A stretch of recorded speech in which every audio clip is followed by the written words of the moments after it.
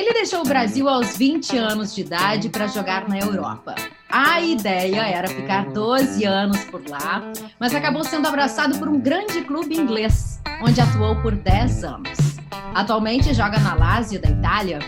De Dourados, no Mato Grosso do Sul, para o mundo. Eu sou a jornalista Eduarda Strebe e está começando agora o GolCast, o podcast que fala de futebol de um jeito diferente.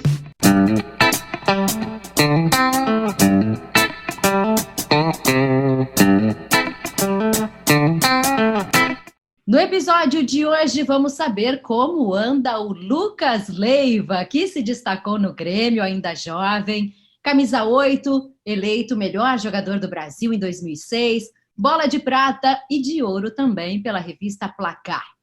Participam com a gente o presidente da Gol Manager, Luiz Henrique Nunes, e também o jornalista Norton Capel. Olá, Lucas, tudo bem com você? Fuso horário ajustado, tudo certo? Bom, obrigado pelo convite, Duda. É um prazer estar te reencontrando, né? Uma entrevista, fazia já algum tempo que a gente não nos cruzávamos, então é um prazer estar falando com você. Obrigado pelo convite, por participar desse podcast. E o fuso horário, tudo certo, tudo tranquilo, pronto para fazer aí um belo episódio com vocês. Que maravilha, que bom que as nossas agendas combinaram, né? Agora, você fez uma referência aí aos nossos bate-papos da vida, acompanhei muito a tua trajetória de sucesso no Grêmio. Agora, a ideia era realmente ficar uns 12 anos fora e depois retornar. Pelas minhas contas, essa data já expirou. Pois é, já passou, né? Era bem isso mesmo, né? Quando eu saí do Brasil em 2007, a minha ideia era ficar aí uns 12 anos fora, aquela ideia de voltar mais 3 anos no Grêmio e aposentar, né? Aquela ideia de 35 anos parar, mas eu ainda acho que eu tenho mais alguns anos pela frente. Na vida as coisas acontecem de uma forma talvez que a gente não planeja, né? Eu não imaginava ficar 10 anos no Liverpool, então agora estou vivendo um lindo momento aqui na Itália também, então vou continuar por enquanto aqui, mas um retorno não está descartado, é algo que eu penso, mas tem que tomar muito cuidado, né? Em todas as minhas entrevistas eu tenho muito cuidado, porque se eu falo que eu quero voltar e aí depois eu não volto, aí fica aquela cobrança, enfim. E o torcedor do Grêmio já fica na maior expectativa, claro, Exato. né, Lucas? Principalmente o torcedor do Grêmio, né? Mas, assim, o meu carinho pelo clube, ele nunca vai deixar de existir, a minha gratidão e até mesmo meu amor, né? Porque foi um clube que me deu toda a oportunidade de chegar na Europa, também de mostrar o meu valor como jogador profissional. Mas eu tenho ainda algo para conquistar aqui na Itália e estou bem contente, e quem sabe no futuro. Mas os 12 anos já são 14, essa é a minha 14ª, tenho mais um ano, então vamos levando. Eu acho que vamos dizer assim, a tecnologia ajudou muito até na longevidade da carreira do jogador, né? Hoje tem tantos recursos que há 15 anos atrás, quando eu saí do Brasil, a gente não tinha, né, de recuperação, de fisioterapia, nutrição. Eu acho que isso evoluiu muito e tem ajudado, assim, nós jogadores a ter uma carreira mais longa, né? Lucas, aproveitando aí essa tua colocação, impressiona na tua carreira que não é comum para a maioria dos jogadores. Tu tiveste 3 clubes profissionalmente, né? Grêmio, Liverpool e a Lazio. Isso foi planejado? Tu sempre pensou que o futebol tem que ser tratado dessa forma? Ou realmente para ti foi um acaso da tua vida profissional que tu tenha tido 3 clubes na tua vida? Porque realmente é impressionante isso, né? A grande maioria dos jogadores roda mais, troca mais de clubes. E o teu caso é bem, bem específico. Como tu te colocas nesse cenário? Bom, vamos lá. Eu acho que junta um pouco meu perfil de pessoa, né? Eu eu sou uma pessoa que eu gosto de me sentir talvez seguro, gosto de criar raízes. Eu acho que foi assim no Grêmio, né? Eu fiquei 5 anos no Grêmio, desde a categoria de base até o profissional. Saí porque, enfim, a gente sabe da condição do futebol brasileiro, da condição dos clubes, naquela época ainda mais. Acho que hoje os clubes brasileiros, hoje eles têm mais condições de manter um jovem, né? E também, obviamente, o meu sonho de jogar na Europa, jogar uma Champions League, enfim. Então, acabei criando essa raiz no Grêmio, fui para o Liverpool, não imaginava em ficar 10 anos, minha ideia, né, obviamente, era sobreviver no Liverpool, né? Quando eu cheguei no Liverpool, eu encontrei aí tantos grandes jogadores, então a minha ideia inicial era começar, né, a mostrar o meu valor na Europa, num campeonato super difícil, que era o inglês, com grandes jogadores. E as coisas foram acontecendo, né? Eu tive um período bem difícil no Liverpool. Os primeiros 2 anos foi bem difícil, onde tive até perto de sair, vamos dizer assim, porque realmente eu não estava rendendo tudo aquilo que talvez as pessoas esperavam. E aí eu tive que dar a volta por cima, fui criando raiz, fui ganhando respeito e sempre tinha aquela sensação que eu tinha ainda algo para dar e ainda algo para conquistar, né? E aí foi acontecendo e acabei ficando 10 anos, né? Quando eu comecei a perceber que, provavelmente no meu último ano de Liverpool, último ano e meio, comecei a perceber que eu estava perdendo mesmo espaço dentro do clube, dentro do time, e que talvez seria o momento certo de sair, né? E sair pela porta da frente, em comum acordo. Eu acho que da mesma forma que eu saí do Grêmio. E aí veio essa oportunidade da Lazio, que quando chegou, muita gente próxima assim até perguntou: poxa, mas você vai trocar o Liverpool pela Lazio? Que a Lazio, teoricamente, não é um time de tanta expressão como o Liverpool, né? Mas eu senti que talvez era uma oportunidade também de conhecer um novo país, uma nova língua, um novo campeonato e um time que estava em ascensão, né? Era um time que estava crescendo, né, que talvez naquele momento não era um time com grande expressão, mas estava crescendo. E tive a sorte de chegar, ganhar 3 títulos em 3 anos. Né? O ano passado a gente classificou o clube para a Champions League, e aí fui criando raiz novamente. Né? Então, acho que, e ainda, como eu falei antes, no início da entrevista, que ainda sinto que tenho algo para conquistar, né? Então, enquanto eu senti isso, eu acho que o meu dever ainda não está cumprido aqui dentro e eu vou lutar para que isso se concretize, né? E quando eu sentir que talvez eu já dei tudo que eu poderia, aí talvez ver uma outra solução. É incrível, né? Até complementando isso, Lucas, né? Boa tarde a todos. Boa tarde. E é incrível, porque tu chegou com 20 anos na Inglaterra, jovem, né? E a gente sabe, né, exatamente isso que o Norte está dizendo, a dificuldade que o atleta brasileiro, né, e até a fama que alguns ajudaram a construir, de que o atleta brasileiro não consegue se adaptar no exterior. Né? A gente tem que chegar na Inglaterra, não sei se tu já falava inglês ou teve que aprender inglês, teve que trocar o arroz e o feijão pelo fish and chips, né? Num país completamente diferente, num esquema de competição diferente, e tu ficou 10 anos, isso é incrível, quer dizer, tu contrariou completamente esta lógica e esta fama que se criava de atletas brasileiros, né, não conseguirem se adaptar lá fora. Né? Tu não só ficou 10 anos no Liverpool, como agora tu está de novo construindo, como tu está dizendo, raízes num outro país, quando muitos o que fazem depois de 1 ano ou 2, né, é voltar para o país. Então, assim, cara, é um baita exemplo, né, é uma carreira, não é vitoriosa à toa, porque não se constrói uma carreira só com o que se faz com os pés no futebol, se faz uma carreira com aquilo que se faz com a alma, com a cabeça, né, com a postura, e você foi um exemplo, né, é um exemplo, né, porque ainda está em atividade em alto nível, para muitos outros atletas. Eu te parabenizo por isso, por mostrar isso, para que isso é possível, esse lado profissional que muitas vezes dizem que o Brasil não tem.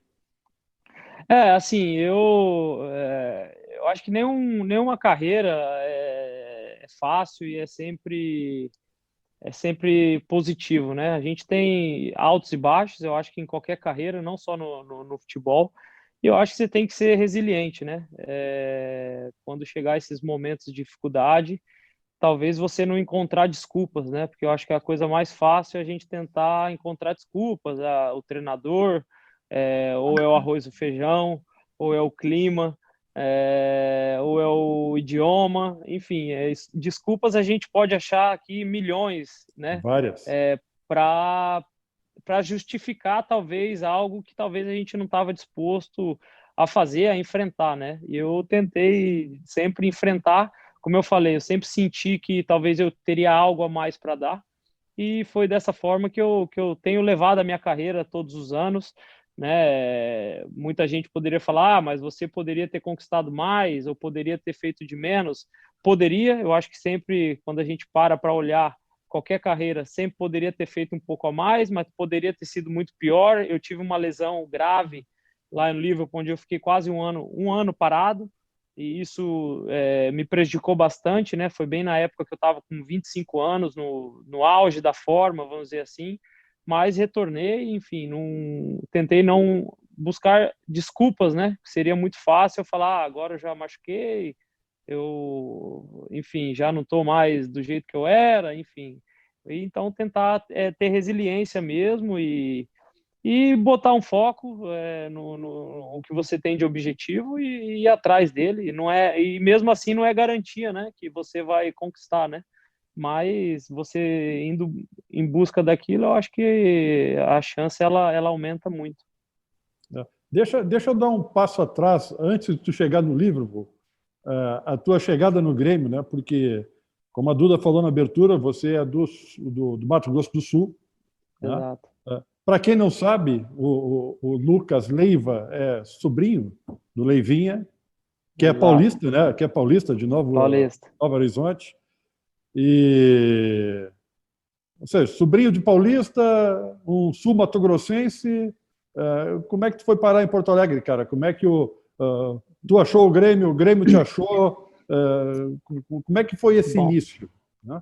Bom, vamos lá. Minha mãe é gaúcha. O meu avô meu avô materno, ele foi para o Mato Grosso do Sul, naquela época que foi muitos gaúchos, questão da agricultura, né, e da pecuária, e meu avô foi.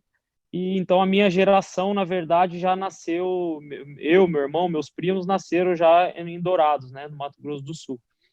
Então, assim, tenho a família é um pouco colorada e um pouco gremista, né? E meu pai, que é palmeirense, pela questão do meu tio, obviamente, enfim, ele acompanhou a vida toda o Palmeiras, né? Mas a minha família, assim, acho que 60% da família é gremista, né? Tenho familiares em Palmeira das Missões ainda. Então, assim, eu não conhecia o Sul, não conhecia Porto Alegre, mas já tinha um sanguezinho ali, né? Vamos dizer assim, né? Um pezinho, antes de chegar eu já tinha lá, né? Vamos dizer assim. E o Grêmio, aconteceu o seguinte, eu jogava no interior de São Paulo, em Águas de Lindóia, e eu acabei indo de férias para Dourados, onde o Grêmio acabou fazendo um amistoso, como tinha muito gaúcho, a Associação Gremista acabou levando o time juvenil do Grêmio a fazer um amistoso contra a minha escolinha de Dourados. E eu estava de férias, e o pessoal, Lucas, está de férias, vem reforçar o time, uma oportunidade bacana para você e tal. E eu falei, óbvio, tô aí, vamos lá. E acabei jogando contra o Grêmio. O juvenil do Grêmio, né? Na época eu era infantil ainda e eu joguei contra o juvenil. Foi em 2004. Não, 2003. 2002. Isso, ó, já tô ficando velho mesmo. Nossa, 2002. E aí acabei jogando contra o Grêmio, fui expulso no jogo do Grêmio, contra o Grêmio, fui expulso. E acabou o jogo, o diretor do Grêmio falou, eu queria falar com o pai daquele alemãozinho lá. E aí meu pai até ficou surpreso, né? Falou, pô, mas o cara foi expulso, né? Não, a gente queria... Vai reclamar pro pai da expulsão, né? Mas a expulsão foi o quê? Estava muito ansioso, Lucas? Estava nervoso? Não, O que na foi? verdade, foi uma confusão lá, uma falta e uma confusão, e eu meio que empurrei o Léo Gamalho. E aí acabei sendo expulso. Enfim, e aí meu pai falou, o diretor chamou, falou que a gente queria convidar ele para fazer um teste em março de 2003. Aí meu pai falou, é mesmo? Pô, mas ele foi até expulso, né? Não, mas a gente gosta de jogador assim mesmo, que chega firme e tal, enfim. E aí acabei recebendo o convite para ir fazer um teste em março, né, de 2003. E acabei indo em março, fazendo o teste, acabei ficando. E ali foi quando começou a minha história dentro do Grêmio, foi assim. Ô, Lucas, eu ia também comentar sobre nessa ser sobrinho do Leivinha, né? E aí eu te pergunto, hoje tu mantém conversa? Como é? Porque quando tu surgiu no futebol tinha muito essa referência ao Leivinha, o craque da academia do Palmeiras dos anos 70. Sim. E até, de alguma forma, até algumas comparações com o futebol dele e o teu. Como é que é hoje a relação tua com ele? Como é que é, né, 12 anos ou tantos anos depois? Como hoje isso está na questão familiar aí, como uma curiosidade? Sempre muito, muito boa, a relação sempre foi muito boa. Quando eu jogava no interior de São Paulo, que é lá em Águas de Lindóia, a gente se encontrava sempre, né? Porque ele estava perto, meu pai ia acompanhar também, então a gente estava sempre junto. Como eu falei, eu sempre quis buscar o meu caminho, né?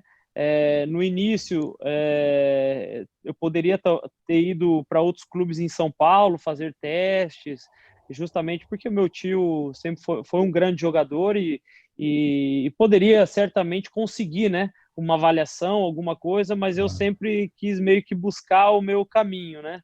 Tanto é que eu fui jogar num time do interior de São Paulo, e essa oportunidade no Grêmio chegou. Mas a relação sempre foi muito boa, eu tenho ele como um exemplo também, porque ele teve uma carreira belíssima, jogou Copa do Mundo, teve um problema grave de lesão e teve que aposentar muito cedo, né? Eu acho que esses exemplos também eu peguei para mim, né? Em se cuidar e ser profissional. Naquela época ele não tinha a condição de tratamento, né, como a gente tem hoje, né? Então, infelizmente, ele teve que parar com 29 anos, né, depois de algumas lesões no joelho, né? Mas a relação sempre foi muito boa. Ele continua em São Paulo, né? E sempre quando a gente pode, a gente conversa. E meu pai está sempre em contato também. Legal. Agora, o Lucas sempre foi muito focado, né, Norton? Eu me lembro do Lucas gurizinho ainda, quando jogava no Grêmio, e sempre dava boas entrevistas, falava muito bem. Ele realmente se destacava, porque eu imagino que tenha muita dificuldade, Lucas, quando chega num país diferente. Você disse que não falava inglês quando chegou na Inglaterra, né?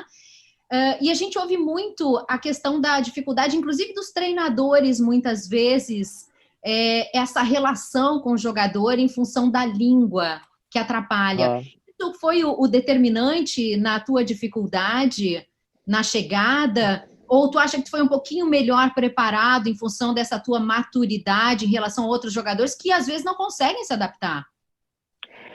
Então, Duda, eu acho que hoje, eu acho que o idioma é uma grande barreira, tá? Quando eu cheguei no Liverpool, eu tive a sorte que o meu treinador era o Rafael Benítez, era um espanhol, né? Então, quando eu cheguei no Liverpool, eles me colocaram já um professor particular, onde eu era obrigado a fazer aula, né? Mesmo que eu não quisesse, eu era obrigado. Eu tinha um professor lá no centro de treinamento, então desde o primeiro dia eu já comecei a aprender o inglês. Eu tinha uma noção de inglês, mas não falava ainda, mas tinha uma noção assim. Mas como ele era espanhol, eu conseguia me comunicar, e a comissão técnica também era toda espanhol e tinha muitos jogadores espanhóis. Mas foi bacana porque eu acabei aprendendo espanhol e inglês meio junto, assim, sabe? Então acho que isso me ajudou, assim. Mas foi uma barreira, né? porque de adaptação na cidade também, né? Então, acho que isso é importantíssimo. O idioma, quanto antes você aprender, eu acho que isso ele ajuda muito, né? Porque você acaba se sentindo melhor também no campo, com os outros companheiros. Então, assim, foi algo que eu tive que assim, batalhar mesmo, estudar, me dedicar para aprender o quanto antes, né? Porque acho que foi algo importante para mim. Italiano você já está falando? Então, italiano, na verdade, já estou falando. O italiano é muito parecido, né, com o português, com o espanhol. Então, assim, na verdade, eu nem fiz aula de italiano. Foi no dia a dia mesmo. Acabei aprendendo. E então, acho que isso também me ajudou, assim, sabe? Porque também foi algo que eu tive que aprender, mas eu aprendi de forma bem mais rápida, assim, né? Então, hoje, já me comunicar, depois de 3, 4 meses, eu já conseguia me comunicar bem, assim, sabe, em italiano. Lucas, Luiz, deixa eu entrar aqui numa Claro. questão que eu estou nervoso aqui para perguntar. Ai. Vai. Não, mas calma, é tranquilo. O Lucas falou um pouco atrás sobre grandes jogadores. Falamos do Leivinha. Agora ele citou o Rafa Benítez. Eu queria fazer uma pergunta, o seguinte, Lucas. Tu enfrentasse diversos jogadores. Quem é o jogador para ti que foi a maior referência tua dentro de campo? Ou colega, ou alguém que tu tenha enfrentado? E desse, né, cenário, eu também tenho uma questão. Tu jogasse em Anfield, o mitológico estádio do Liverpool. Qual foi a tua maior partida nesse estádio? Qual foi a tua maior atuação nos 10 anos de Liverpool, né? Tu ganhasse uma Copa da Inglaterra com o Liverpool, mas eu queria saber de ti, assim, qual foi o teu grande momento nesse estádio histórico, conhecido mundialmente, que tem todo um carinho e as pessoas realmente idolatram, né, o estádio? Bom, vamos lá, assim, ó. Eu, sinceramente, eu não tenho, assim, um jogador que eu falo para você, assim, ó, esse cara, eu olhava para ele e eu seguia ele, sabe? Tudo que ele fazia. Eu tentava, eu acho que pegar as qualidades de cada um, né? Vou te dar um exemplo, assim, ó. O Gilberto Silva, né? Quando ele estava lá no Arsenal e eu cheguei no Liverpool e eu tive com ele na seleção brasileira. Então, pô, talvez é um jogador que pouca gente fala, mas é um jogador que dava um equilíbrio, tinha uma qualidade na saída de bola, tinha uma liderança como ele era, a personalidade dele que ficou marcado para mim, né? Eu tendo a oportunidade de conviver com ele. Obviamente que eu vou te falar assim, ó, é fácil, Ronaldinho Gaúcho, pô, esse cara na seleção não tem nem muito o que falar, sabe, da qualidade, da habilidade, da questão de poder mudar um jogo a qualquer momento. O Gerrard, que eu joguei 7 anos com ele, todo dia você olhar ele e ver que o pensamento dele era muito mais rápido do que todos, né? Ele enxergava um passe que a gente enxergava, mas depois de 5 segundos ele chegava 5 segundos antes, entendeu? O Xabi Alonso, na qualidade do passe dele, a questão de controle do ritmo da partida, poxa, sei lá, o Lampard, o tempo de entrada na área dele era incrível. Ele parecia que ele não estava no jogo, mas ele estava sempre no lugar certo para chutar, para entrar na área no tempo perfeito. Então, assim, vários jogadores, né, que eu tive a oportunidade de jogar junto e contra, que eu tentava pegar aí um pouco de cada, né? Em relação à minha a minha partida assim mais marcante, assim, foram muitos jogos, né, em Anfield. Teve uma partida assim que ficou marcada para mim, que foi até um empate, a gente empatou, foi contra o Manchester City, na época que o City já estava forte, Yaya Touré, enfim, foi aquele ano eles até ganharam o campeonato. Acho que foi o meu melhor jogo com a camisa do Liverpool. e depois de 3 dias eu rompi o meu ligamento cruzado. Então ficou bem marcado, assim, porque eu acho que eu estava na minha melhor época, na minha melhor fase, eu fiz uma grande partida e depois de 3 dias eu rompi o ligamento cruzado do joelho. Então, assim, acho que esse jogo aí do Manchester City foi em 2011, isso, em novembro de 2011, terminou 1-1 o jogo, mas eu fiz uma grande partida que ficou bem marcada, assim, para mim, no estádio. Sensacional. Eu só queria falar do Gerrard. Tem um documentário sobre a vida dele que é maravilhoso, só fica a dica. Eu tive a oportunidade de assistir, é fantástico esse documentário. E em cima disso, Norton, a questão do Anfield, a atmosfera do... Cara, eu queria um dia estar dentro daquele estádio. Eu tive a oportunidade de assistir alguns jogos na Europa, mas nunca assisti um jogo no Anfield. E aquele começo, o estádio cheio e todo mundo cantando o You'll Never Walk Alone, né? Aquele que é um hino que a torcida idolatra. Cara, aquilo deve ser uma loucura, cara. O cara já deve... Quando o juiz apita, o cara deve estar com os cabelos todo arrepiado, né? Vamos para cima de quem quer que seja, né? É de arrepiar, realmente. Enfim, é um marco, né, do clube, a música. Agora em Anfield eles fizeram uma grande reforma. Hoje o Anfield já não é o mesmo estádio. Eu tive a oportunidade de jogar 1 ano lá já com o estádio novo, né? Mas quando era antigo ainda, aquele corredor pequenininho, o quadro, sabe? Então acho que tudo isso ficou marcado para mim. Foram grandes jogos lá e, enfim, e a música toda vez que escuta, ela emociona mesmo, né? Porque a torcida representa mesmo aquela música. Porque tem muitos times ou muita torcida que cantam, mas talvez as pessoas não sentem, né? Os jogadores, enfim, não sentem que eles levam ao pé da letra, vamos dizer assim, né? A música, né? E a torcida do Liverpool realmente leva ao pé da letra, né? Que nunca vai caminhar sozinho. Realmente eles estão com o time, né? Não importa. Eu tive momentos bem difíceis lá do clube, né? Teve troca de proprietário. Eu joguei com 5 treinadores, então momentos difíceis, porque sempre quando troca um treinador é porque o momento é ruim, né? Não é bom. Então, assim, e a torcida nunca abandonou, a torcida sempre no estádio, levando ao pé da letra mesmo a música, que eu acho que isso é um marco da torcida do Liverpool mesmo. É um clube família, né? Vamos dizer assim, é um clube família realmente. Você entra, a partir do momento que você entra na família do Liverpool, você nunca mais sai, né? Você pode sair do clube, mas as raízes elas vão sempre permanecer e eles valorizam muito isso. Isso é muito bacana. Tá, mas aí me diz uma coisa, cara, para um cara que é gremista, que sonha em voltar a jogar no Grêmio, eu quero saber o seguinte: como é que é passar 10 anos de vermelho dos pés à cabeça? Pô, roubou minha pergunta. Roubou minha pergunta. Imaginei que essa pergunta ia rolar. Eu fiquei quieta.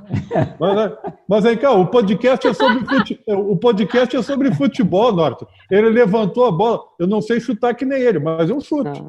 E eu preciso dizer que o Lucas ficava maravilhoso de red. De red, né? Então, sinceramente, foi estranho no início. Foi estranho. Porque a gente sabe que no Grêmio nem a cueca vermelha você podia usar, entendeu? Não poderia ter nada de vermelho. E quando eu cheguei lá vermelho, até me senti estranho no início, né? Poxa, não tá caindo bem, sabe? Tem algo errado. Mas eu acho que depois de algum tempo, essa questão das cores, que o Everton é azul, né? Eu ia perguntar sobre exatamente isso, porque tu fizesse justamente o inverso, né? Exato. Mas não tinha essa, vamos dizer assim, essa restrição, né? Não tinha essa restrição, porque no Grêmio você ia com a camiseta vermelha já dava problema, entendeu? No clube. Então não tinha essa restrição. E aí eu pensei, pô, não, fora do Brasil pode ser vermelho, não tem problema. E agora eu voltei a vestir uma azul de novo, né? Então as coisas acontecem às vezes de uma forma que a gente não imagina muito, mas no início foi bem estranho mesmo, mas não tinha essa restrição, né? Essa restrição que tinha no Grêmio, né? Das cores, assim, né? Mas graças a Deus, né, que essas coisas estão mudando até por aqui, né? O Internacional agora com a morte do Diego Maradona fez uma homenagem iluminando o Beira-Rio de azul e branco, azul e branco. Isso era inimaginável há um tempo atrás. E eu acho essa coisa da cor uma bobagem, né? Eu acho assim, ó, eu acho que nós precisamos tentar passar que assim, ó, não é uma cor, não é, claro que não. A rivalidade ela tem que existir, né? Eu acho que isso é o bonito do futebol, ela existe da conversa do bar, do restaurante, da sacanagem com um amigo, da piada, né? Mas eu acho que a gente tem que passar que no futebol é um esporte. E o esporte, ele não pode dividir, né? Ele tem que unir, né? Eu acho que isso é o bacana, né? E uma das coisas que eu aprendi muito lá no Liverpool foi essa união que os torcedores do Liverpool e do Everton tinham fora do campo, né? Quando era o jogo, aí a rivalidade, a história, sabe? Mas quando a cidade precisava realmente de uma união, não existia vermelho, não existia azul, existia a cidade de Liverpool, né? Que teve aquela questão do Hillsborough, da justiça, enfim, que eu acho que a cidade se uniu muito e não importava, né? Se era do Everton, se era do Liverpool, era a cidade de Liverpool, né? Eu acho que isso é isso que nós temos que passar a jogadores, vocês também, e o futebol. Sim, tem a rivalidade, é show de bola, é bacana, mas não pode dividir, né? Tem que se unir, né? E porque a gente tem visto aí muita coisa feia, né? Briga, pessoas usando o futebol para meio de violência, né? Eu acho que isso aí não é legal. É brilhante a tua colocação, Lucas. Realmente tu tocasse num ponto fundamental que é as coisas dentro de campo e as coisas fora de campo, né? A violência é lamentável em qualquer circunstância. E o esporte reflete na sociedade, né, Norton? Então, se tem essa mobilização no esporte, isso é inspirador para a gente, enquanto comunidade. Exatamente. Eu acho que é isso aí. Eu acho que é a união mesmo, o respeito, né? Eu acho que aí o Grenal teve aí as torcidas, tinha um setor, né? Mista. Eu acho que isso é bacana, sabe? Não tem que ter restrição nenhuma, não tem que ter preconceito. Eu acho que isso aí o esporte tem que dar esse exemplo, né? Porque eu acho que hoje em dia a sociedade nossa está precisando muito, né? De exemplos como esse. Perfeito. Mas, Lucas, eu gostaria... A gente falou em rivalidade e, né, não tem como não falar entrevistando uma figura tão importante como você no mundo do futebol, falar sobre rivalidades em campo, assim. E falamos em Everton e Liverpool, né? Tem a grande rivalidade lá local com o Manchester United, agora também tem o City. E tu tens aí uma rivalidade, né, local na cidade de Roma, no teu time, contra a Lazio, e também a rivalidade com os times do norte da Itália, né? Inter de Milão, Milan e a Juventus. E agora também lá com o sul, né? Agora voltou a questão do Napoli, que até o estádio vai mudar, o estádio São Paulo vai virar o Diego Armando Maradona. Como é para o jogador esse momento, né? Que é tão esperado pelos torcedores? Como que tinha esses jogos? Como mexe com a cabeça do jogador? Isso é uma questão que sempre empolga quem está do outro lado, enfim. Então, se puder nos contar um pouco desse teu grande universo de clássicos, será maravilhoso. Eu acho que eu sou privilegiado, assim, porque o Grenal, eu acho que junto com o Palmeiras e Corinthians, talvez é o clássico maior, assim, de rivalidade, né, no Brasil. Eu acho que sem dúvida nenhuma a Lazio e Roma aqui, o derby aqui é o maior da Itália, assim, de rivalidade, né? Porque eles sentem de uma maneira que, olha, eu nunca vi em nenhum outro lugar, assim, sabe? eles vivem um mês antes, eles já estão falando do derby.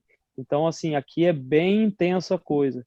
E, obviamente, no Liverpool, da cidade, né, do Everton, mas eu acho que a rivalidade maior na Inglaterra é Liverpool e Manchester United. Eu acho que não só no futebol, obviamente que no futebol, mas eu acho que na história, né, da cidade, de Liverpool, de Manchester, eu acho que já junta tudo, né, e se criou uma rivalidade muito grande mesmo.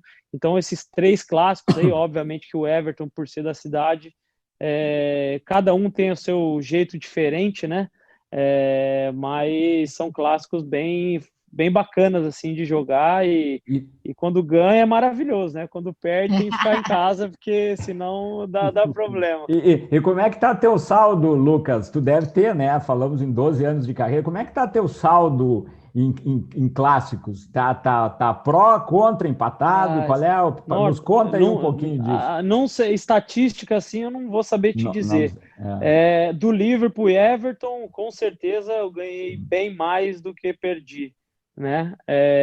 Com o United, eu acho que deve estar, talvez até perdi mais ou empatei do que ganhei. A gente pegou o United numa época muito difícil, assim, mas me lembro de grandes jogos, de grandes vitórias também. Aqui na Lazio são 2 derrotas, 2 vitórias e 1 empate, eu acho, se não me engano. E o Grenal, eu acho que eu joguei pouco Grenal, joguei acho que uns 3, 4 Grenais. Eu me lembro que nós empatamos 2 Grenais, que a gente saiu campeão gaúcho, mas com 2 empates. Eu acho que a maioria é empate, eu acho, sinceramente. Acho que eu não ganhei nenhum Grenal, assim, de ganhar. Ganhei o Campeonato Gaúcho, com o gol fora de casa, né, do Pedro Júnior. Que me doeu muito Nuca, aquele né? gol. De Nuca, né? Estava lá, me doeu bastante aquele gol, mas tudo bem. Exato. Sobrevivemos, Lucas, sobrevivemos. Foi esse jogo aí que a minha mulher deixou de torcer pro Inter, porque ela falou assim, Lucas, eu posso ir pro estádio? Eu falei, olha, você vai, né, tu é colorado, mas aí parece que quando a gente marcou o gol, não, quando o Inter marcou o gol, porque o Inter saiu ganhando, né, que a torcida me xingava e ela na torcida do Inter, ela falou, acho que eu não posso vir mais não, porque vai dar problema. E aí a gente acabou empatando. Então, assim, dos Grenais, eu acho que foi mais empates mesmo. Foi mais empates. Agora, Lucas, quem são teus amigos? Tá na média. Quem são teus amigos da bola na Europa e aqui no Brasil? Como é que é essa tua conexão, assim? Bom, vamos lá. Eu fiz bastante amigos, obviamente. Né? Porque... Mas aqueles assim que você conversa, aquele amigo de WhatsApp, de querer saber da vida, como é que tá vamos lá. Então, eu tenho, assim, vamos lá, o Rafael e o Fábio são os gêmeos do Manchester United, a gente fez até algumas viagens juntos já, o Felipe Coutinho é um grande irmãozão mesmo, Fernandinho do Manchester City, Roberto Firmino, sou padrinho de casamento dele, que mais? Vamos dizer assim, não posso esquecer, né? O pessoal todo. Tá quase uma seleção já, Lucas. Tá uma boa seleção, hein? Tá ruim não, hein? São tantos amigos. Só tem amigo titular, né? Não tem nenhum reserva, né? Não, eu só vou nos caras bons, né? Porque se eu virar treinador, pelo menos eu já tenho um time aí meio... Tem como trazer os caras para mim, né? E quem seria teu treinador aí nesse time? Sinceramente, eu seria o treinador desse time. Olha aí, eu acho que eles não querem carreira de treinador no futuro, hein? Pior que eu não penso em ser treinador, não. Mesmo? Mesmo? Não, hoje não penso, não. Quem sabe no futuro, mas hoje eu não... eu vejo a vida do treinador não é fácil, cara. A vida do treinador tu veio logo com a história de que você seria o treinador? Treinador dos amigos, né? Treinador dos amigos, porque eu acho que eu ia ter um pouco de influência, assim, com eles, entendeu? O Fernandinho, um dos dois aí poderia ser o treinador. Lucas, deixa eu pegar esse... Lucas, só deixa eu perguntar, Luiz, rapidamente, treinador tem bruxinho, Lucas, ou isso é conversa de jornalista e de torcedor? Norto, o que eu vou falar? Eu acho que sim, eu acho que tem treinadores que... bruxinho eu não usaria a palavra bruxinho, né? Porque eu acho que isso fica assim, o cara, Sim, o não cara faz não precisa nada. render É protegido. e protegido, né? Eu acho que todos os treinadores, eles têm jogadores de confiança. Eu acho que isso é inevitável. E eu acho que é necessário também, né? Porque eu acho que um treinador fora, ele precisa ter gente dentro do campo que ele confie, que ele tá algum tempo junto, né? Eu acho que isso é normal. Aí vai depender do treinador de também não deixar confundir a confiança, né? O botar para jogar com talvez não cobrar do jogador, Sim. né? Eu acho que isso é a grande diferença, assim. Mas com certeza eu acho que todos os treinadores têm jogadores de confiança e jogadores que eles confiam e que talvez no momento difícil segurou a bronca. Eu acho que os treinadores no final eles são humanos, né? E eles acabam também tendo esses atletas aí de referência, eu acho. Aquela hora eu ia pegar o gancho justamente dessa questão do treinador, porque aqui no Brasil agora está rolando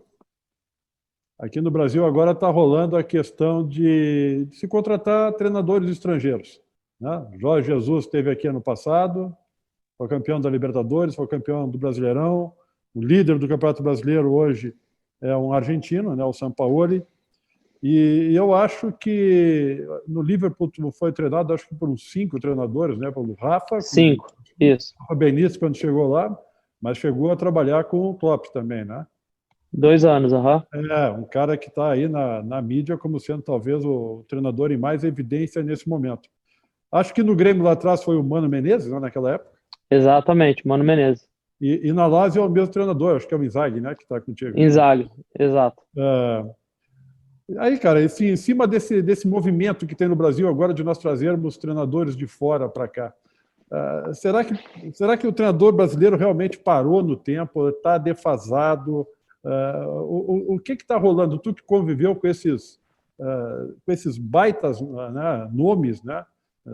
Questão tática, questão de treinamento, de formação na Europa, e nós agora trazendo isso para cá e não aproveitando os nossos próprios nomes.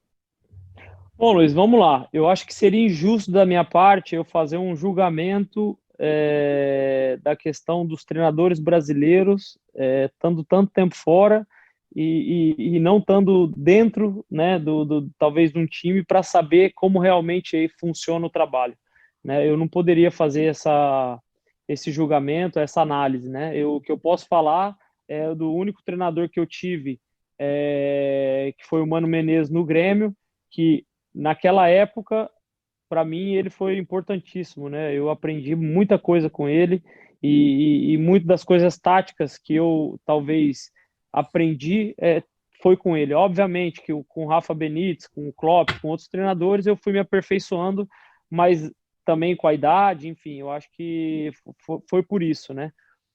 Eu acho que seria assim um grande erro as pessoas do Brasil. Primeiro, eu acho que nenhum treinador do Brasil ele é descartável, né? Os treinadores brasileiros já se mostraram que são capazes e ganham o campeonato, e ganham Libertadores, enfim, montam grandes times, né? Mas seria, eu acho que um pecado se talvez a gente não pegasse as coisas boas que esses treinadores estrangeiros têm levado para o Brasil, né? Porque eu acho que sempre se pode aprender, né? O Jesus foi, depois de muitos anos aí na Europa, com grande sucesso no Benfica, teve uma passagem boa pelo Sporting, teve um sucesso maravilhoso no Flamengo, né? E eu acho que as pessoas tinham que pegar as coisas boas, né? Pegar as coisas boas ao invés de ficar, talvez, com ciúmes, talvez dizer, mas aquele lá tem mais orçamento. Sim, a gente sabe que o futebol hoje, muitas vezes, o valor econômico ele faz diferença. Mas, enfim, então, no caso, o Flamengo, que hoje talvez é a referência aí do Brasil em termos de condição financeira e até mesmo de time, pelo que fez o ano passado, né? Eu acho que seria um pecado, assim, a gente não pegar e aprender com esses treinadores, né? Agora, o Sampaoli, que teve uma grande passagem no Sevilha e está tendo também fazendo um grande trabalho no Atlético, mas também a gente não pode esquecer do Renato Gaúcho, que tem feito aí 4 anos maravilhosos no Grêmio, Rogério Ceni, que tem sido aí uma revelação, né, nos últimos anos, enfim, poderia citar outros, o próprio Roger, quando iniciou no Grêmio, fez grandes trabalhos, vocês me ajudam aí com outros nomes, mas eu acho que sempre se pode aprender, né, e se esses treinadores brasileiros pudessem pegar também e aprender com esse treinador estrangeiro, porque com certeza a experiência deles fora consegue adicionar algo para o trabalho deles, eu acho que o futebol brasileiro só tem a crescer, né? O Rogério Ceni é um exemplo disso. Eu me lembro quando o Rogério Ceni estava estudando para ser treinador, ele teve lá em Liverpool, acompanhou os treinamentos que na época era o Klopp, ele até teve um auxiliar, que hoje é auxiliar do Gerrard no Rangers, né, que levou com ele para o Fortaleza, eu acho, não, para o São Paulo, desculpe, na primeira passagem dele lá no São Paulo, e eu acho que o Rogério tem um cara cabeça aberta que tem aprendido aí com treinadores estrangeiros, com o trabalho com que ele acredita, né, então assim, não, o treinador brasileiro não está defasado, não parou no tempo, provavelmente alguns pararam no tempo, mas aí não é porque é o brasileiro, é porque talvez se fechou e não foi buscar coisas novas, que o futebol também evoluiu muito, né? Então a gente também não pode parar no tempo e evoluir sempre. Lucas, tu falaste eu queria entrar um pouquinho no lado da seleção brasileira, tu falaste do Mano Menezes, né? Foi teu treinador no Grêmio e foi teu treinador na seleção brasileira. Tu ganhaste uma medalha de bronze na Olimpíada de Pequim, em 2008. Disputou jogos eliminatórios. Tem alguma frustração não ter participado de uma Copa do Mundo? E vou seguir rapidamente. Como tu vê hoje o futebol brasileiro preparando para a Copa do Mundo? Tem algumas seleções europeias muito fortes hoje. O que tu imagina do futebol brasileiro na Copa do Mundo do Catar? Bom, sinceramente, frustração ela existe bastante por não ter participado de uma Copa do Mundo. Eu tive perto aí de 2 Copas do Mundo, né? Acabei ficando nessa lista auxiliar, vamos dizer assim. Na de 2014, eu fui convocado até a penúltima com o Filipão e acabei ficando de fora na convocação oficial. Então, a frustração ela existe, né? E sinceramente, depois de 2014, eu tirei um pouco a seleção da minha cabeça, assim, porque foi uma frustração tão grande para mim, para minha família, que eu acabei pensando, se um dia eu tiver a oportunidade de jogar pela seleção de novo, ótimo, mas eu não vou mais me frustrar, até porque eu entendi que talvez que a seleção ela não é feita somente pelos jogadores que estão melhores naquele momento, né? O que é natural também, né? Se a gente olhar para os treinadores, é muito difícil eles mudarem 6, 7, 8 jogadores por convocação, né? Então eles criam uma base, eu acho que todos os treinadores são assim, eles criam uma base de convocações e eles vão mudando talvez 3, 4 ali pelo momento, mas que também não vai modificar muito na ideia que eles têm de jogo, enfim, né? Então eu entendi isso e pensei, eu preciso estar bem no clube, obviamente, né, que é isso que vai me levar na seleção, mas não é somente estar bem que vai te levar à seleção. Eu cheguei a essa conclusão, o que é muito ruim, eu acho que é uma coisa negativa, mas pensando do lado do treinador, eu consigo entender, né? Porque eles não podem convocar, o cara agora, que é um cara que vem sempre, não está jogando, então ele fica de fora. E talvez o cara acompanhou aí toda a trajetória, 2, 3 anos, e está passando um momento difícil, que muitos passam, né? Teve uma lesão, enfim, e aí esse cara não voltar mais, também não seria teoricamente justo. Então, depois de 2014, eu acabei fazendo essa análise até para sofrer menos, né?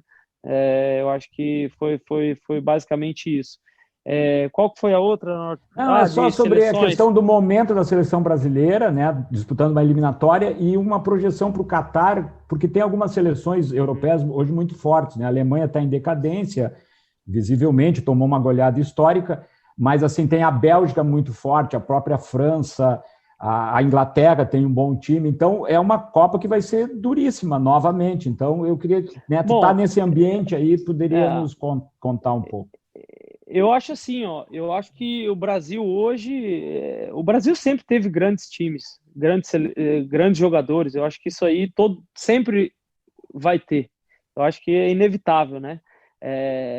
Eu acho que hoje tá mais nivelado, né? Como você falou, hoje tem uma Espanha que está crescendo novamente, a França que continuou crescendo, né? A Alemanha está tendo esse momento de transição, vamos dizer assim, essa mudança, né, que talvez pode custar para ela, né, um pouco na Copa do Mundo. A Bélgica, que já eu acho que é a terceira Copa, ou a segunda, que vai para a segunda ou terceira Copa junto, o mesmo grupo. Então, assim, a Itália, que tem crescido muito com jogadores jovens, tem feito até aí, mudando, a Itália até mudando o jeito de jogar, né, Lucas? Com jogadores mais ofensivo, né? Mudando um pouco a característica da Itália. Mas o Brasil, se a gente parar aí para contar e ver os nomes, são grandes jogadores, né? Talvez o Brasil hoje não tenha aí um Ronaldo que, mas para ter Ronaldo não é bem assim, né? Vamos dizer assim, você não acha todo dia, né? O Ronaldo, você juntar aí um Ronaldo, um Ronaldinho, um Rivaldo, tudo numa mesma geração, um Cafu, um Roberto Carlos. Nossa Senhora! Né? A gente não é todo dia que a gente acha assim uma geração dessa, né? Mas de qualquer maneira a seleção ainda é muito forte, é uma das favoritas para ganhar, né, a Copa do Mundo, e a gente espera que esse título venha, né? Porque a gente já está esperando aí um bom tempo. Nós somos bem exigentes, eu agora falando como torcedor, né? E ficou um gostinho amargo aí na última Copa, da forma que perdeu aquele jogo contra a Bélgica. Lucas, eu acho que tu não vai ser treinador, mas olha que tu vai ser comentarista esportivo, hein? Poxa, eu acho que eu acho que tu tá criando uma carreira aí no futuro, hein, meu amigo? Olha, que ele tinha desenvoltura desde cedo lá no Grêmio. Então já deixa o convite aí para mim, já tem um emprego aí, meu emprego, meu primeiro emprego aqui. A gente vai colocar aqui teu telefone de contato aqui no nosso podcast para quem estiver interessado. A gente começou falando que ele era o sobrinho do Leivinha. Agora a gente tem certeza que o Leivinha é o tio do Lucas, né? Incrível, né? Mudou, né? Pelo amor de Deus. Aliás, eu queria fazer o seguinte, cara, com essa tua cabeça, com esse sucesso, com essa carreira, 14 anos num futebol competitivo, né? 10 anos na liga mais valiosa do mundo, que é a Premier League. Agora tu está na Itália. O bolso aí deve estar bom, né, cara? Deve estar dando para tomar todo aquele vinho que eu sei que tu gosta, né? Pois é. Para quem não sabe, eu tenho a felicidade de ser parceiro de uma mesma confraria do Lucas. Não vou nem dizer o nome aqui do nosso amigo Flávio, acho que ele merece ouvir o nome dele. Pode fazer propaganda, o Flávio merece. Quem sabe até no patrocínio o Golcast aqui, né? Exatamente, eu acho que. Mas deve estar dando para tomar qualquer vinho, né? Qualquer hora, né? Bom, Luiz, eu não posso reclamar. Como eu te falei, eu sou um privilegiado realmente. Eu acompanho, eu acho que sempre quando eu vejo assim, um momento de dificuldade, eu lembro muito que a vida de jogador, ela não é a vida que eu tenho, né? Sinceramente, não é mesmo, né? Eu faço parte aí de 1%, né? 0,5%, né? Desses jogadores, né? Eu tenho a minha advogada, que ela defende muitos atletas, e a gente conversa bastante. A gente sabe que o meio do futebol, a realidade não é a que eu vivo, né? Então eu sou privilegiado realmente de ter feito uma carreira sólida, mas a maioria dos atletas passa muita dificuldade, né? Então, assim, eu não posso reclamar. E assim, falando do vinho, poxa, eu tô na Itália, né, cara? Então, assim, eu só tomo vinho nacional. preço acessível, porque, né? Então, assim, o problema é quando vai para o Brasil e quer comprar vinho na Itália, né? Aí fica caro, né? Aí Mas nós temos caro, boas vinícolas aqui também no Rio Grande do Sul. Exatamente. Estamos bem Exatamente, servidos, né, Lucas? Muito bem servidos. Nós temos na confraria também vários colegas ali, confrades que são proprietários de vinícolas aí no sul, né? E fazem vinhos belíssimos também. Que legal. Quem é nosso colega lá no Norte também é o Lúcio. Né? O Lúcio também. Também gosta de um vinhozinho. Só gente boa, hein? Vinho bom e gente boa. Esse grupo tá bacana, quero entrar. Eu só queria fazer talvez está encaminhando para o final aí, né? Possivelmente, mas falamos na questão da família. E o herdeiro, Lucas, já demonstra algum interesse pelo futebol? Como é que é o teu filho aí nessa carreira tua? Como é que... O Pedro Lucas, ele não demonstra interesse, ele só demonstra interesse pelo futebol. Estudar tá difícil, cara. Tá difícil fazer ele ler um livro. Ele só demonstra interesse pelo futebol. Aqui é uma briga, né? Porque, poxa, deixa um pouquinho o futebol. Ele é enlouquecido, ele joga pelo time aqui da Lazio. E, enfim, mas continua. Então, eles na verdade jogam a 7, né? Então, eles ainda não é campo todo inteiro, né? Então, ele joga no meio-campo, eles jogam na zaga, no meio-campo, no ataque, eles vão mudando tudo, né? Mas gosta muito, né? Com esse DNA todo aí, deve levar jeito, né? Ele é muito dedicado, então vamos ver se mais para frente ele é muito novo ainda, tem 9 anos, não dá nem para fazer uma análise, mas ele tá indo bem, ele gosta muito, legal. Né? Se depender tu tá fazendo pizza já, macarrão, o que você tá fazendo de bom aí? Não, já pode nos convidar para jantar, porque vinho eu sei que tem. Bom, o vinho eu me responsabilizo e a cozinha eu chamo meu pai. Meu pai é um grande chefe de cozinha, né? Então, assim, ele adora cozinhar. Ele é dentista, né? Mas ele fez cursos de culinária, enfim, ele adora cozinhar. Então, o meu pai eu chamo para me representar, porque eu com cozinha, eu só o ovo mesmo, sanduíche e o miojo, mas para fazer para os filhos, né? Porque eu não como.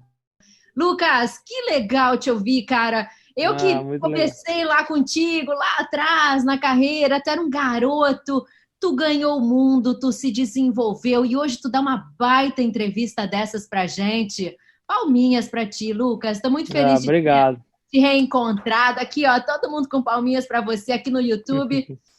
Muito bacana, a gente deseja mais e mais sucesso, saúde, uma ótima recuperação aí pra ti, que tu volte a milhão. E vamos nessa, né? Tu já tá 1000, na real, né?